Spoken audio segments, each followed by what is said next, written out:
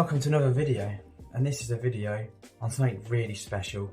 This is a review of a past classic and a day of yesteryear of phones that don't exist anymore, when phones were more fun, life was more fulfilling, and companies were much more experimental in their design, features and hardware.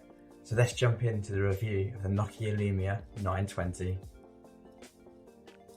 So let's get this out of the way first. This is a video that's not going to be about specs or specific hardware elements. This is an old phone and this doesn't keep up to date with modern day smartphones.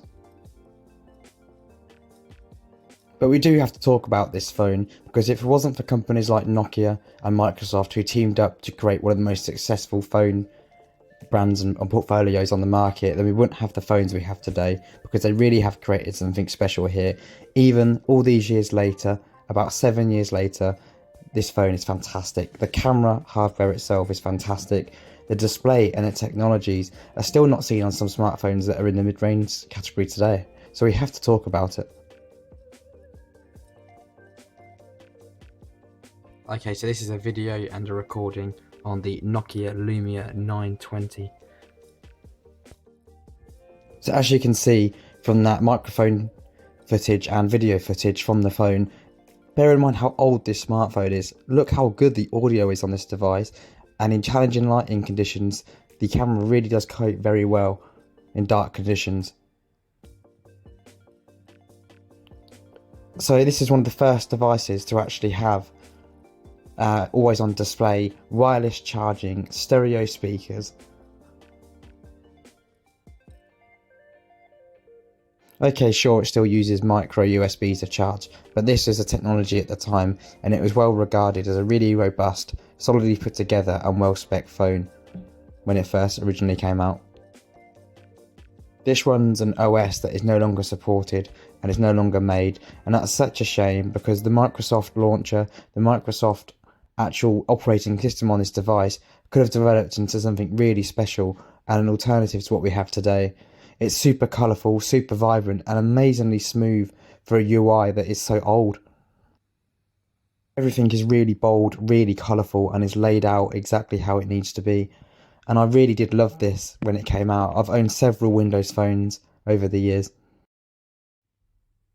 So sure, we can talk about why this system failed. Due to a lack of app support, a lack of an extra push from Microsoft themselves. You know, they did try and make this a success, and for a short period of time these were some of the most prestigious smartphones on the market.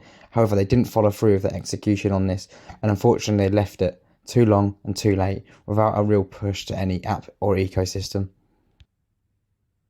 I mean, the design features on this are absolutely stunning. I mean, sure, it's got a plastic construction, but it still feels really solid, and you get a dedicated shutter button and a camera UI that really is orientated towards photography, and it's still nice to use even now. The button feedback is fantastic, the screen is really bright and really responsive, and it is fantastic to see.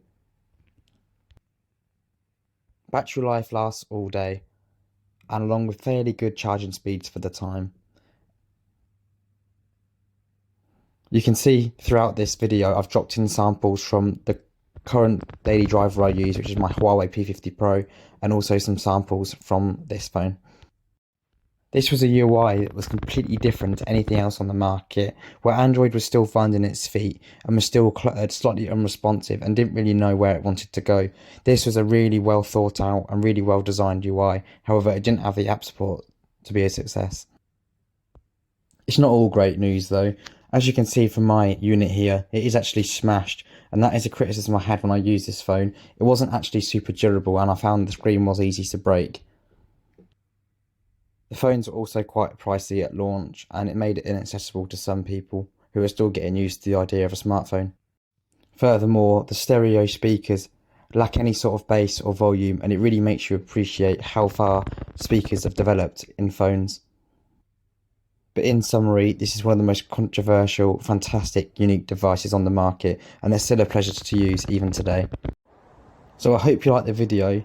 Please let me know what you think below. Like, comment and subscribe. It really makes a massive difference.